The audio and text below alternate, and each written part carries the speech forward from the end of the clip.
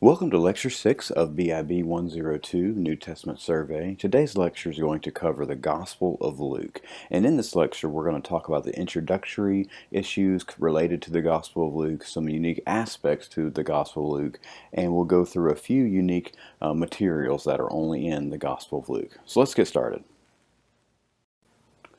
Rule number 1, Introduction to the Gospel of Luke. Letter A, this Gospel account was written by Luke. Now, although the author never identifies himself directly in the Gospel of Luke as being written by Luke, he does so in the book of Acts. And if you can remember, they're seen as a unit, Luke, Acts. Number 1, he was probably a Gentile. If he was, then he stands out as the only Gentile to write a book in the New Testament. Now, the reason why I have Acts 1:19 there is because in Acts 1:19, Luke describes the field in which Judas died being known in their proper tongue as Aceldama, okay, or Akeldama. This tongue would be Hebrew.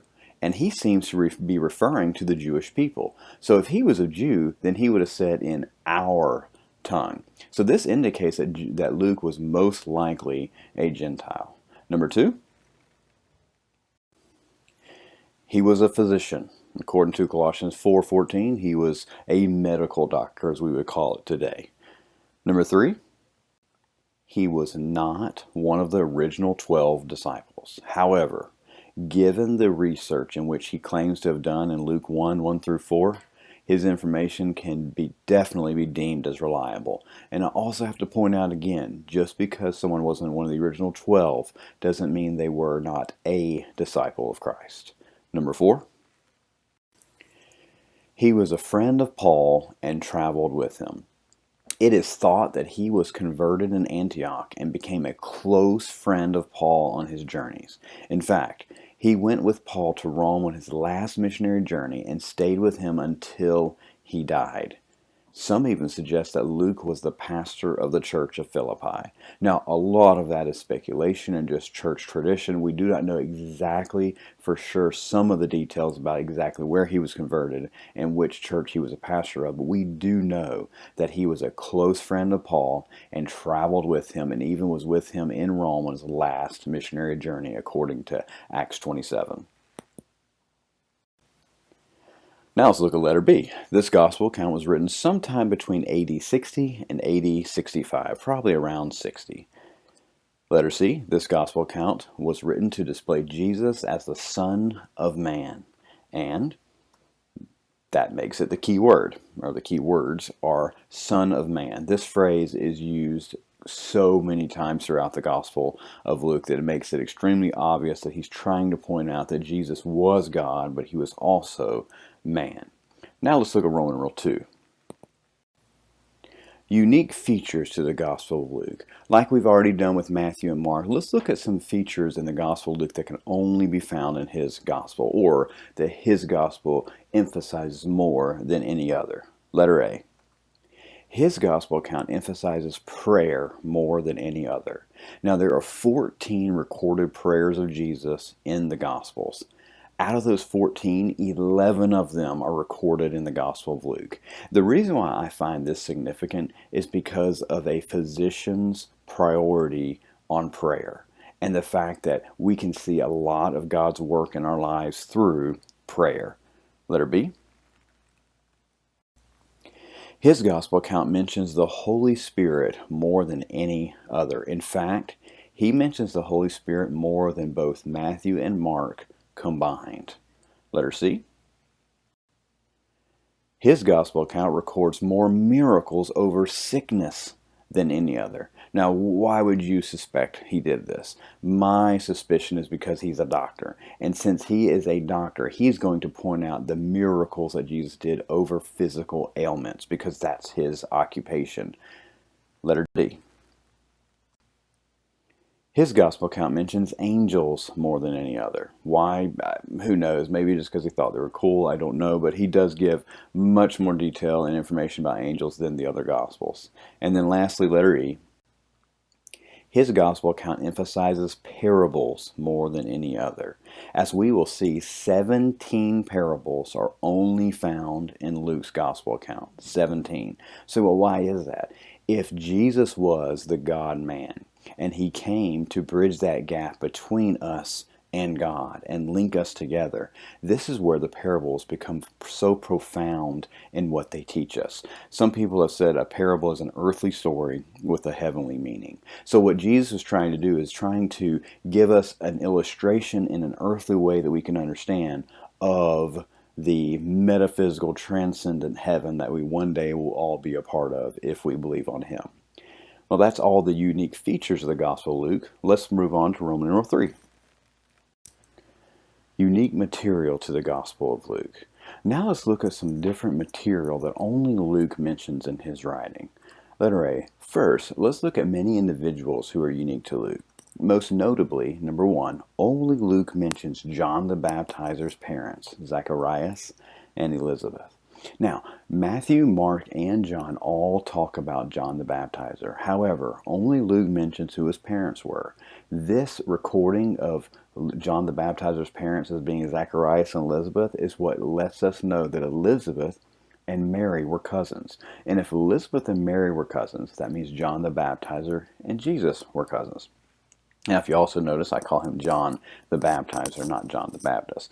That is to clear up any confusion that some people have incorrectly had in thinking that John the Baptist was a Baptist in his denominational beliefs. There were no Baptists back then in the traditional standpoint of a Baptist in America. This is just labeling and pointing out that he was baptizing individuals. Number 2.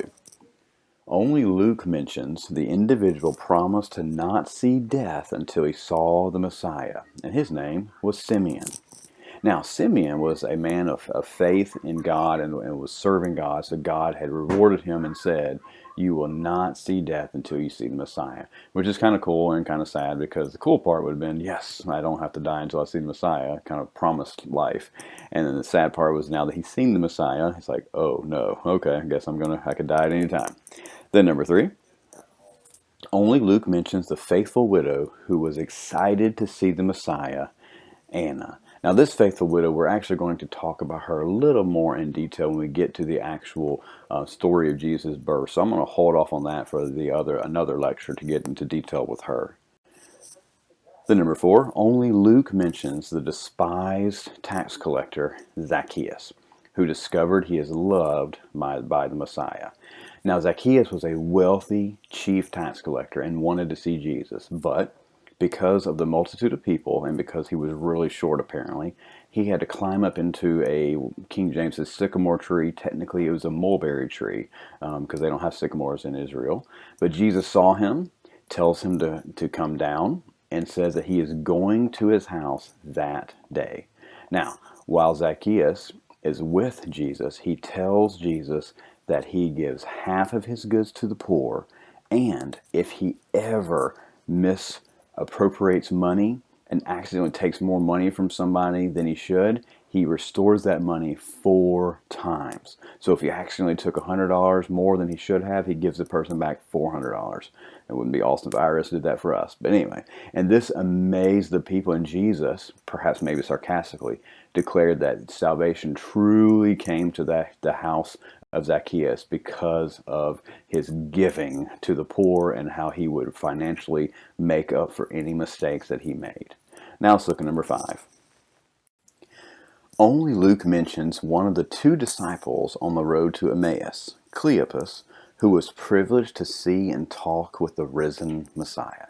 Now, the Bible records that 2 people, which is probably Cleopas and his wife, because the pronoun used there is in the feminine. So, most likely, Cleopas and his wife were heading to Emmaus from Jerusalem, which is about 7 miles away, and Jesus appeared to them. But they didn't recognize him at first because Luke actually records that he hid his appearance from them. He had a plan he wanted to do. So he asked them why they were so sad. And they went through and told him how their Messiah had been killed, the rabbi had been killed in all the details that went through it. So they explained all that happened. And then Jesus taught them all that the Old Testament had to say about himself. And they asked him to stay for a little while. So Jesus eats with them, and once he prayed for the food, they realized it was Jesus. They then left to Jerusalem to tell the 11 the great thing that they had experienced.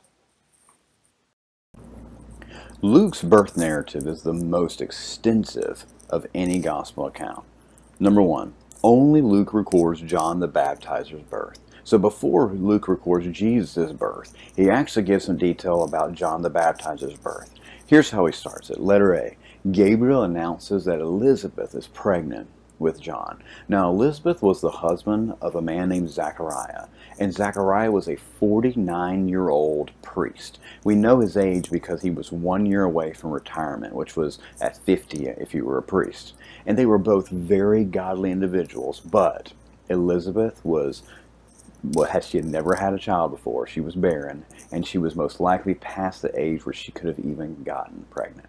So Gabriel appeared to Zachariah to inform him that his prayers were answered, and Elizabeth was pregnant. Gabriel said John would not drink wine nor strong drink, but he would be filled with the Holy Spirit from his womb.